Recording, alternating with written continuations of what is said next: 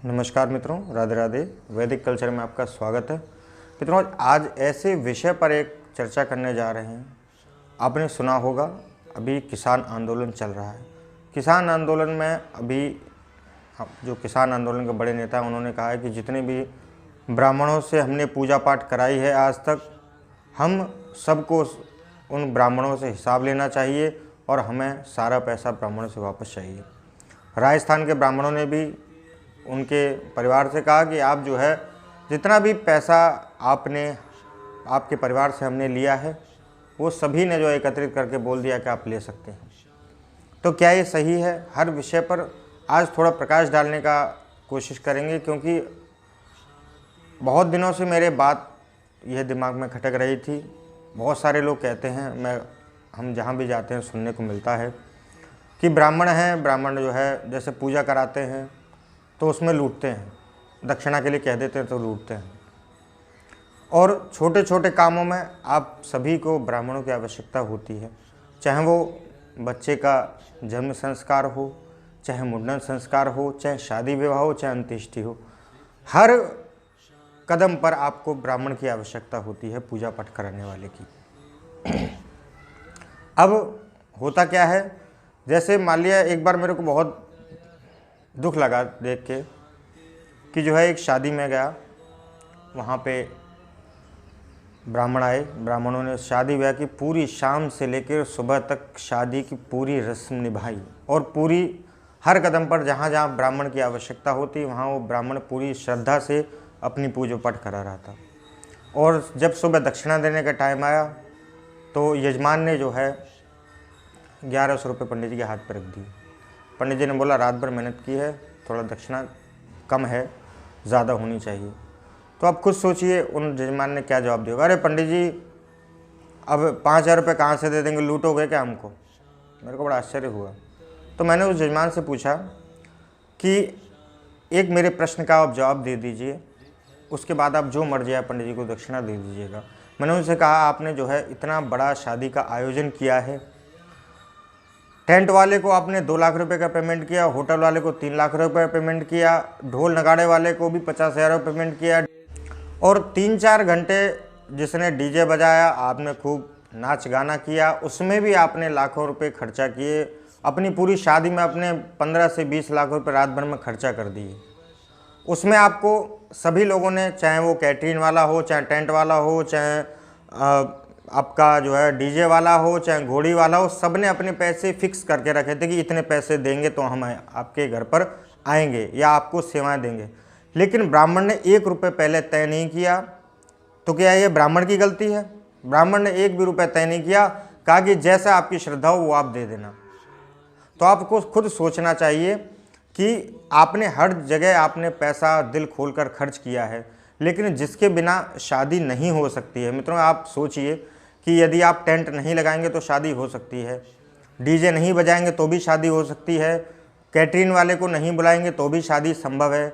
लेकिन शादी में जो मेन जिसको कैरेक्टर हम कहते हैं पंडित जी, उनको यदि आप नहीं बुलाएंगे तो आपकी शादी पूरी नहीं होगी। चाहे हम कितने भी इंतज़ाम कर लें, कितने भी डीजे वाले को बुला लें, कितने भी कैटरिंग वाले को बुला लें, कितने भी शादी के मंडप सजवा लें, कितने भी जो है डेकोरेशन करवा लें, उसके बिना शादी पंडित जी के बिना नहीं हो सकती है।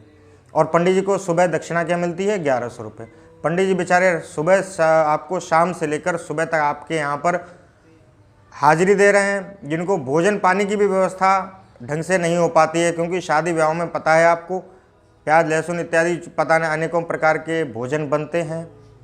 आप सभी को पता है कि वो पंडित जी भोजन ग्रहण नहीं कर सकते, पंडित जी खाली मीठा खाकर काम चला लेते हैं। लेकिन जो शादी विवाह में लड़का लड़की मेन होता है, और उसके बाद यदि कोई तीसरा व्यक्ति जो मेन होता है, वो होता है पंडित जी, जिनके बिना शादी नहीं हो सकती। और उनको दक्षिणा देने में, अरे उनको तो बड़े शौक से सबसे ज़्यादा दक्षिणा देनी चाहिए कि पंडित जी आपने 5000 बोले, आपको 11,000 देने चाहिए। क्यों? कि पंडित जी का सबसे ज़्यादा जो महत्वपूर्ण व्यक्ति है पंडित जी, जिनको अगर यदि पंडित जी नहीं आएंगे तो आपकी शादी नहीं हो सकती है। आप कितना भी सोच लें। बहुत सारे लोग ब्राह्मणों को गाली देते हैं कि खूब लूटते हैं, ये करते हैं, वो करते हैं, अनेकों मैंने सुना है, कई सारे लोग बोलते रहते हैं। लेकिन क्या कभी आपने सोचा है कि आपके जितने भी पंडित जी के अलावा कुछ भी आप तैयारियां कर लें, लेकिन पंडित जी अगर नहीं शादी कराएंगे तो शादी नहीं हो सकती है। पंडित जी के बिना शादी नहीं हो सकती। लेकिन सबसे ज़्यादा यदि कम दक्षिणा दी जाती है पूरी दुनिया में, यदि शादी की सबसे कम दक्षिणा दी जाती है तो सिर्फ ब्राह्मण को दी जाती है, चाहे वो 1100 रुपये हो, चाहे 2100 रुपये हो, चाहे 5100 रुपये। बहुत से बहुत ज़्यादा जो धनाढ़ होगा वो 11,000 रुपये दे देगा।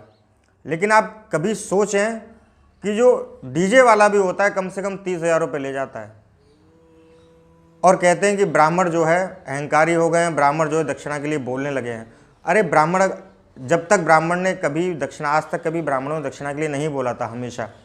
लेकिन जब आप अति करते जाएंगे तो ब्राह्मण क्या करेगा? ब्राह्मण पहले ही फिक्स कर देते हैं कि भाई इतनी दक्षिणा लगेगी, आपको बुलाना है तो ठीक है, नहीं तो किसी और ब्राह्मण को देख लीजिए। तो इसमें गलत क्या है? अगर जो वो कह देता है कि आप किसी और को बुला लीजिए, इतने में नहीं हो पाएगा, तो आप कहते हैं अरे पंडित जी बड़े घमंडी हो गए, पंडित जी का पैसा हो गया, पंडित जी जो है अहंकारी हो गए। आपको खुद को सोचना चाहिए कि यदि आप जो है किसी पंडित जी को बुलाते हैं तो सबसे ज़्यादा दक्षिणा आपको खुद देनी चाहिए। यदि आपको पता है कि पंडित जी के बिना शादी नहीं हो सकती है, लड़का लड़की और पंडित जी 3 लोग हों तो शादी पूरी हो सकती है। बाकी और यदि आप कितनी भी व्यवस्था करें तो उसका वो आपके ऐशो आराम और मौज मस्ती के साधन होते हैं। जैसे आप रिश्तेदारों को बुलाते हैं, टेंट लगवाते हैं, भोजन की व्यवस्था करवाते हैं, सभी प्रकार की व्यवस्थाएं करते हैं, अच्छी बात है।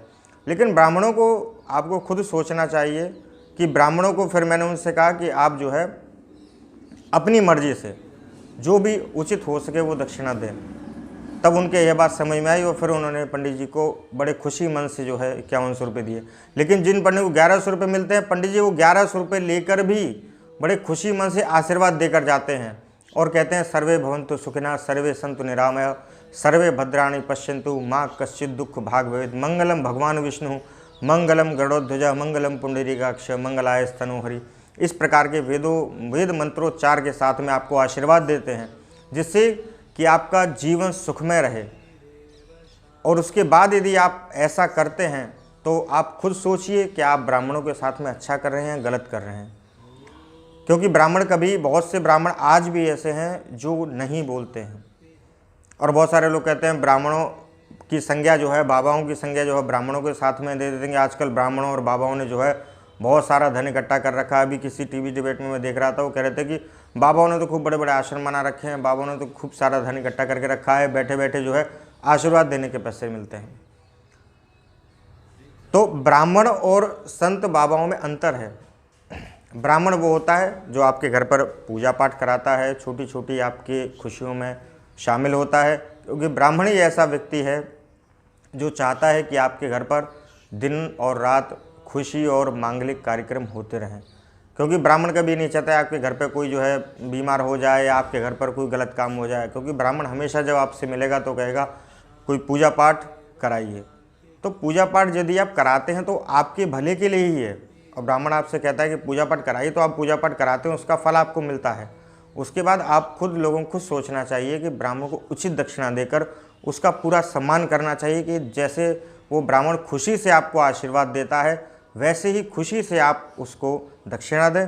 क्योंकि किसी भी यज्ञ आप कोई अनुष्ठान करते हैं उसको सबसे महत्वपूर्ण चीज़ होती है वो दक्षिणा। क्योंकि दक्षिणा के बिना कोई भी यज्ञ जो है वो सफल नहीं होता है, कोई भी अनुष्ठान सफल नहीं होता है। क्योंकि यज्ञ की पत्नी है दक्षिणा, और जब तक आप दक्षिणा जो है नहीं देंगे, चाहे वो ब्राह्मण को हो चाहे भगवान के आगे जो हम दक्षिणा चढ़ाते हैं वो हो, तब तक किसी भी प्रकार का जो है अनुष्ठान आपका पूरा नहीं होता है।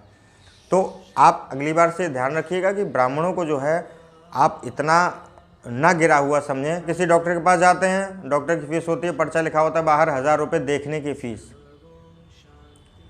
और किसी के भी पास जाते हैं तो उसमें पहले ही एडवांस फ़ीस की रसीद आपको कटानी पड़ती है। लेकिन आप किसी ज्योतिषी के यहाँ जाते हैं और उससे पूछते हैं कुछ भी कि पंडित जी आज का मुहूर्त निकलवाना है, कुछ भी निकलवाना है, तो आपने 11 रुपये रखे, 21 रुपये रखे, 51 रुपये रखे, वो पंडित जी आराम से उसको रख लेते हैं। कभी आपसे ये नहीं कहा कि मेरे को 101 रुपये चाहिए या 201 रुपये चाहिए या मैं पंचांग देखने के 500 रुपये लेता हूँ, कभी नहीं कहा होगा। तो व्यक्ति को खुद सोचना चाहिए कि यदि ब्राह्मण नहीं बोलता है तो कम से कम आपको स्वयं संज्ञान में लेके उसे कम से कम उसकी मेहनत जो हो उसका फल उसको अवश्य मिलना चाहिए।